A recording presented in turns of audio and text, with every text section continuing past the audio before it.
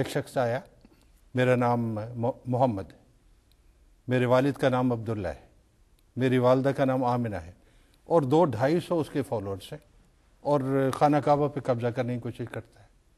کیا سلوک کیا آپ نے اس کے ساتھ؟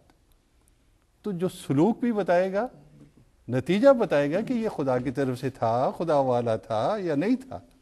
تو ان ساری باتوں کو اگر ہم مد نظر رکھیں تو ہمیں آپ نے ذکر کیا کہ مسلمہ کذاب کی مثال دی ہے، اس سلسلے میں تھوڑی سی اگر اور بات ہو. نمبر ایک تو یہ کہ مسلمہ کذاب یہ خلفائے راشدین کے زمانے میں ظاہر نہیں ہوا، بلکہ نبی اکرم صلی اللہ علیہ وسلم کی زندگی میں خود اس نے جو بھی دعویٰ کیا وہ میں بھی ذکر کرتا ہوں وہ اس وقت کیا، اور رسول پاک صلی اللہ علیہ وسلم سے آ کے گویا یہ کہا کہ امر نبوت ہم آپس میں تقسیم کر لیتے ہیں. اور حدیث میں آتا ہے کہ رسول پاک صلی اللہ علیہ وسلم نے چٹائی کا ایک تنکا اٹھا کے کہا اگر تم اس امر نبوت میں سے ایک تنکے کے برابر بھی مجھ سے مانگو اور اس پہ کچھ سیٹلمنٹ کرنا چاہو تو میں ہرگز وہ دینے کو تیار نہیں. تو وہ اس وقت آیا، مدینے میں آیا. اگر اس کے خلاف کارروائی کرنی ہوتی اس وجہ سے کہ اس نے دعویٰ نبوت کیا تو رسول پاک صلی اللہ علیہ وسلم اس وقت کر سکتے تھے. وہ چند لوگوں کے ساتھ تھا، وہاں پہ اس کو پکڑا جا سکتا تھا، لیکن رسول پاک صلی اللہ علیہ وسلم نے کیا. اب غیر احمدی ہمارے جو مسلمان بھائی ہیں وہ ہمیشہ یہ اعتراض اٹھاتے ہیں کہ حضرت ابوبکر صدیق رضی اللہ تعالیٰ عنہ نے دیکھیں جی ان کے خلاف لشکر کشی کر دی اور ان کے دعوی نبوت کی وجہ سے، حالانکہ یہ بات بالکل غلط ہے. اول تو یہ دیکھیں کہ رسول پاک صلی اللہ علیہ وسلم نے جو اقدام نہیں فرمایا، مسلمہ آیا، وہاں رہا، بات چیت ہوئی، پکڑا جا سکتا تھا، مارا جا سکتا تھا، لیکن آپ نے یہ قدم نہیں اٹھایا. تو اگر آپ نے جو کارروائی نہیں کی، کیا یہ تصور کیا جا سکتا ہے کہ حضرت ابوبکر صدیق رضی اللہ تعالیٰ عنہ کہیں کہ میں جو کارروائی کرتا ہوں؟ ہرگز نہیں ہو سکتا. اس لیے ان کے وقت میں جو اس کے خلاف کارروائی ہوئی یقیناً ہوئی، لیکن وہ اس کے دعوی نبوت کی وجہ سے نہیں تھی بلکہ علی اعلان بغاوت تھی. میں یہاں آپ کے سامنے تھوڑی سی ایک تفصیل رکھنا چاہتا ہوں کہ مسلمہ چونکہ باغی تھا اور اس کے ساتھی حربی مرتد تھے، اس لیے ان کے خلاف یہ کارروائی کی گئی. اور مسلمہ نے کیا تھا، یہ تاریخ طبری کے حوالے سے میں باتیں بیان کر رہا ہوں کہ وہ وہاں پہ لکھتے ہیں کہ مسلمہ نے بغاوت کی تھی، 40,000 کا لشکر جرار اس نے تیار کیا تھا، اور اس نے کہا کہ میں اپنی اور سجا کی فوج کے ساتھ تمام عرب پر قبضہ کروں گا. اسلامی حکومت کے اندر یمامہ میں خود خراج وصول کرنا شروع کر دیا. اور پھر تاریخ خمیس میں لکھا ہے کہ رسول کریم صلی اللہ علیہ وسلم کی وفات کے بعد اس نے ہجر اور یمامہ سے آپ کے مقرر کردہ والی سمامہ بن آسال کو نکال دیا اور خود ان کی جگہ پہ حاکم بن گیا. تو دیکھیں کس طرح اس نے علی اعلان بغاوت کی. اور پھر یہ بھی ایک جگہ لکھا ہے کہ اس نے قرآن مجید کے مقابل پر چند صورتیں بھی بنائیں.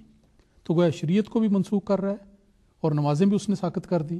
اور ایک جگہ پہ یہ لکھا ہے کہ اس نے شراب کو جائز قرار دے دیا، زنا کو جائز قرار دے دیا. یہ ساری باتیں اس نے کی ہیں. تو گویا اسلام کے خلاف علی اعلان بغاوت اس نے کی. اس بغاوت پر اس کے خلاف کارروائی کی گئی. یہ صرف دعویٰ نبوت و حضرت صلی اللہ علیہ وسلم کے موجودگی میں تھا، لیکن اس پہ کوئی کارروائی نہیں ہوئی. تو اس لحاظ سے دیکھنا چاہیے. اور باقی یہ کہ حضرت مرزا صاحب کے لیے نبوت کی گنجائش اس کا کیسے بنتی ہے وہ تو محترم لیک صاحب نے بتا دیا کہ یہ ہمارے لیے گنجائش بنانے کی بات نہیں ہے، نہ کسی اور کے لیے ہے.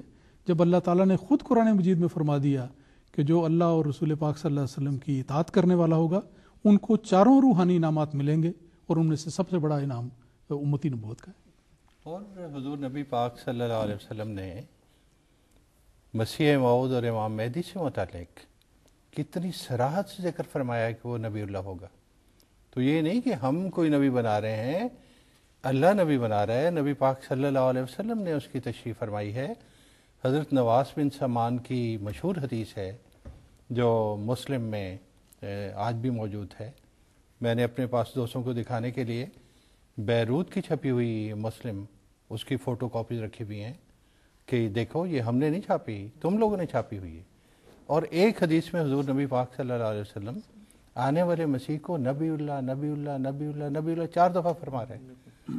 تو یہ گنجائش جو نکلی ہے یہ ہم کون نکالنے والے ہیں؟ گنجائش تو اللہ نے نکالنی، یہ اس کے رسول نے نکالنی.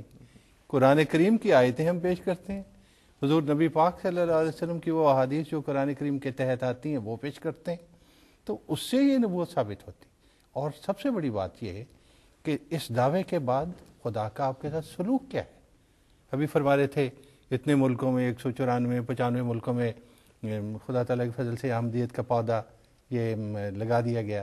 ماشاءاللہ جھنڈے گاڑے جا رہے ہیں اسلام کی فتوحات کے، تو یہ خدا کا سلوک بتاتا ہے کہ یہ پاک وجود لازماً خدا کی طرف سے تھا، ورنہ ان کے ساتھ وہی سلوک ہوتا جو خدا تعالیٰ نے جھوٹوں کے ساتھ کیا ہے۔ اور آخری بات جو میں عرض کرنا چاہوں گا، کیا نبی پاک صلی اللہ علیہ وسلم نے صرف آنے والے جھوٹوں کا ذکر کیا تھا یا کسی سچے کا بھی ذکر کیا ہے؟ کیا امت مسلمہ اتنی بد نصیب ہے کہ سارے کے سارے جھوٹے ہی ان کے نصیب میں آنے تھے؟ نعوذ باللہ، نہیں۔ نبی پاک صلی اللہ علیہ وسلم نے بشارتیں بھی دیں، اور انہی بشارتوں کا یہ حصہ ہے اور ثمرہ ہے کہ خدا تعالیٰ نے عین اس وقت پہ جب ضرورت زمانہ تھی، خدا تعالیٰ نے حضرت مسیح علیہ السلام کو مبعوث فرمایا اور پھر تائید و نصرت سے بتایا کہ میں ان کے ساتھ ہوں، یہ میرا بندہ ہے۔ جی ماشاء اللہ، جزاک اللہ۔ یہ ابھی جس طرح لیکسر نے بتایا، امام صاحب نے بھی، کہ جن جھوٹے مدعی آنے نبوت کا ذکر یہاں پہ اس سوال میں ہے، وہ دراصل باغی تھے، رسول اللہ صلی اللہ علیہ وسلم کی شان میں گستاخی کے مرتکب کرنے والے لوگ تھے۔ حضرت اقدس مسیح موعود علیہ الصلوۃ والسلام حضرت محمد مصطفیٰ صلی اللہ علیہ وسلم کے جیسے عاشق ہیں، اس کی مثال دنیا میں نہیں ملتی۔ لیکن یہاں ہم یہ بھی ایکنالج کرتے ہیں اور اس بات کو سمجھتے ہیں کہ لوگوں تک دراصل حضرت مرزا غلام احمد قادیانی علیہ السلام مسیح موعود و مہدی موعود کی تعلیم کو، باتوں کو پہنچنے بھی نہیں دیا گیا، اپنے رنگ میں، اپنے الفاظ میں جس طرح مرضی توڑ موڑ کے پیش کیا گیا۔ پروگرام میں ہم اکثر گزارش کرتے ہوتے ہیں اپنے ویور سے، خاص طور پہ غیر از جماعت ویور سے، کہ اگر آپ کو رسائی حضرت اقدس مسیح موعود علیہ الصلوۃ والسلام کی کتب تک نہیں ہے تو سب سے آسان طریقہ ہے وہ یہ ہے کہ آپ انٹرنیٹ پہ ہماری جماعت احمدیہ کی ویب سائٹ www.alislam.org پہ آپ جائیں۔ وہاں پہ آپ کو بکس میں پرومسڈ مسیح علیہ السلام کی بکس کے ٹائٹل کے نیچے آپ کو روحانی خزائن میں حضرت مسیح موعود علیہ السلام، حضرت مرزا صاحب کی تمام کتب ملیں گی۔